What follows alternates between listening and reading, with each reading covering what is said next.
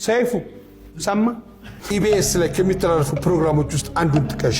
የቤተሰብ ጨዋታ ነው። ምን አይነት መልካም ሰው ነች! የቤተሰብ ጨዋታ መልስ ባይሆን ራሱ ይሄን ማስታወሷ። ከኢቢኤስ ውስጥ አዋቂዎች እየወጡ ያሉ መረጃዎች እንደሚጠቁሙት ኢቢኤስ ቴሌቪዥን በቤተሰብ ጨዋታ ፕሮግራም ዙሪያ ሁለት ሐሳቦችን እያሰበ ነው። የመጀመሪያው ፕሮግራሙን ለተወዳጁ አርቲስት ነጻነት ወርቅነህ ክብር ሲባል ከዚህ በኋላ አለመቀጠል እንዲቋረጥ ማድረግ ሲሆን፣ ሁለተኛው ፕሮግራም የነጻነት የቤተሰብ ጨዋታ በሚል በነፂ ስም ማስታወሻ እንዲሆን ፕሮግራሙን ስም ላይ ማካተት አሊያም ደግሞ የፕሮግራሙን መክፈቻ በማድረግ ለሱ ክብር ሊያውለው እያጤነ ነው። ሆኖም ቀረም ግን ይህ የቤተሰብ ጨዋታ ለጥቂት ወራት አየር ላይ የሚታይ አይደለም። አንዳንድ መለየቶችን በቀላሉ መርሳት ይከብዳል። በርካታ ተመልካቾች በኢቢኤስ ቴሌቪዥን የሚተላለፈው የቤተሰብ ጨዋታ ፕሮግራም ለነጻነት ወርቅነህ ማስታወሻ ሲባል ፕሮግራሙ ይቆም ሲሉ፣ ሌሎች የፕሮግራሙ መቆም አይታየንም፣ ህይወት ይቀጥላል፣ ነገር ግን እሱን የሚመጥን ሰው ፕሮግራሙን ይምራልን በማለት ሐሳባቸውን ይሰጣሉ። እጮችንም ማቅረብ ጀምረዋል። ያም ሆነ ይህ ማንም ሰው የትኛውም ታዋቂ አርቲስት ይህንን ፕሮግራም ቢመራው ለዓመታት ፕሮግራሙ በታየ ቁጥር ተመልካቾች ነፂ እንደሆነ ትዝ የሚላቸው ብቃቱ ከነጻነት ወርቅነህ ጋር ማወዳደራቸው የማይቀር ነው። እንደው ጥሩ አድርጎ ቢሰራው እንኳን ተወዳጁ አርቲስት ነጻነት ወርቅነህ ፕሮግራሙን ከፍ አድርጎት የፍቅር አሻራንም አተሙበታልና ሰዎች በአዲሱ አቅራቢ ፊት ላይ የነፂ ፊት የሚመጣባቸው። ይህንን ቦታ ደፍሮ የሚረከበው ሰው ከባድ የቤት ስራም ይጠብቀዋል። ለመሆኑ የትኛው ትልቅ አርቲስት ይህንን ኃላፊነትስ እሺ ብሎ ሊቀበል ይችላል? ተወዳጁን ነጻነት ወርቅነህን አተነዋል። ህይወት ግን ይቀጥላል። የቤተሰብ ጨዋታ ፕሮግራም ለነፂ መታሰቢያ ሆኖ እንደሚቀጥል ተስፋ እናደርጋለን። ነፂን የሚተካ ባይኖርም እንኳን በትንሹም ቢሆን በሚገርም ብቃት ማን ሊያስቀጥለው ይችላል ብለን ካሰብን አንድ ሰው አለ ይላሉ። እርሱም አለማየሁ ታደሰ ነው የሚሉ ሐሳቦች በርከት ብለው ተሰምተዋል። ከአለማየሁ ታደሰ ሌላ ታላቁ አንጋፋው ኮሜዲያን ደረጀ ኃይሌና አርቲስት ካሳሁን ፍስሐ ማንዴላ ለቦታው በህዝብ እየተጠቆሙ ይገኛሉ። ኢቢኤስ እስካሁን ምንም ባይልም ደረጀ ኃይሌ ከእጮቹ መሃል አንዱ ሲሆን፣ በተለይም ይህ ፕሮግራም ሳቅና ጨዋታ የተቀላቀለበት እንደመሆኑ ቦታው በአርቲስቶች ከተሸፈነ ለዚህ ቦታ ደሬ ብቁ ነው ያሉ በርካቶች ናቸው። ኮሜዲያን ደረጀ ለወዳጆቹ እንዳለት የጸና እንደ ብረት የጠነከረ የሰውነት ውሃ ልክም ነው።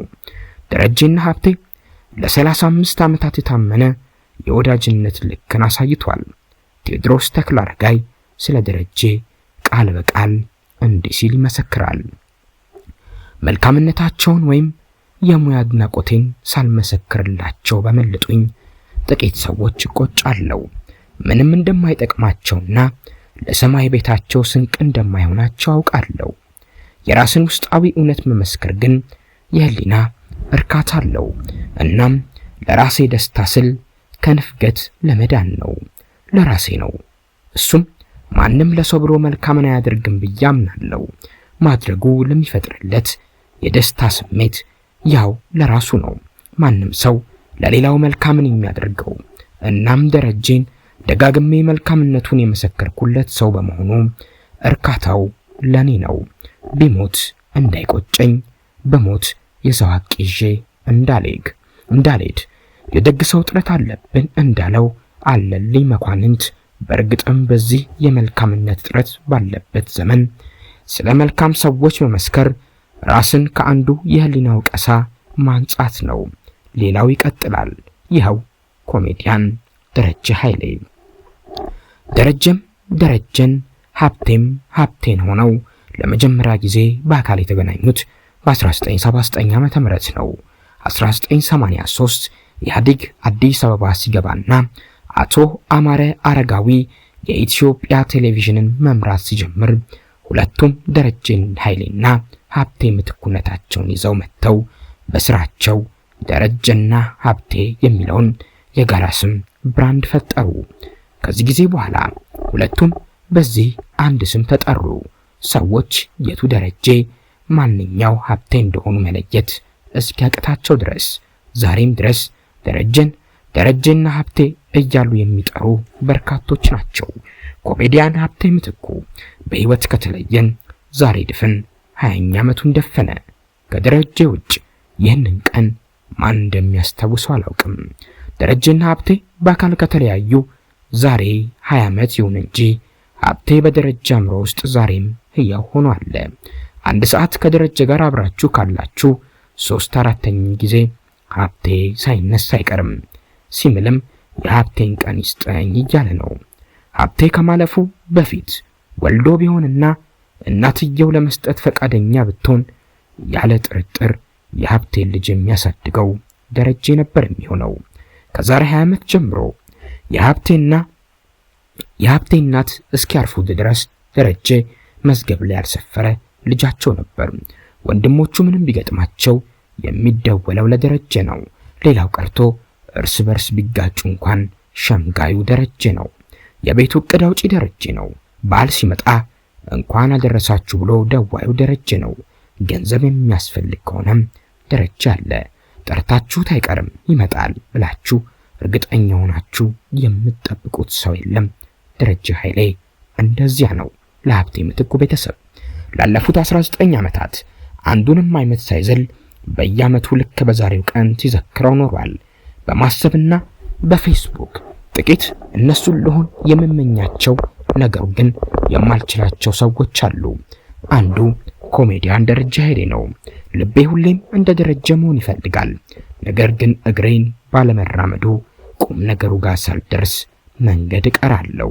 ልቤና እግሬ እኩል አይራመዱልኝም። ደረጀ ይህን ችሎበታል። ላለፉት 35 ዓመታት ከጓደኛው ከሀብቴ ምትኩ ሳይለይ ያለ። ሀብቴ ሲኖርም ሳይኖርም ደረጀ አልተለየውም። ሀብቴ በህይወትም ይኖር አይኖር ደረጀ አሁንም ሀብቴ ምትኩ የሚባል ጓደኛ እንዳለው ነው የሚያውቀው። መልካም ሰዎችን ከማመስገን ውጪ ምን ልናደርጋቸው እንችላለን? ዋጋቸው ውድ ስለሆነ አንከፍላቸውም። ነገር ግን እናመሰግናቸዋለን ሲል የደረጀ ኃይሌን ከልብ የመነጨ የሰውነት ጥግን ያስረዳል። ብዙዎችም ከዚህ በመነሳትና በቀልድ አዋቂነቱ ደረጀ ኃይሌ የነጻነት ወርቅነህ ተተኪ ሆኖ የቤተሰብ ጨዋታን እንዲመራው ከልባቸው ይሻሉ።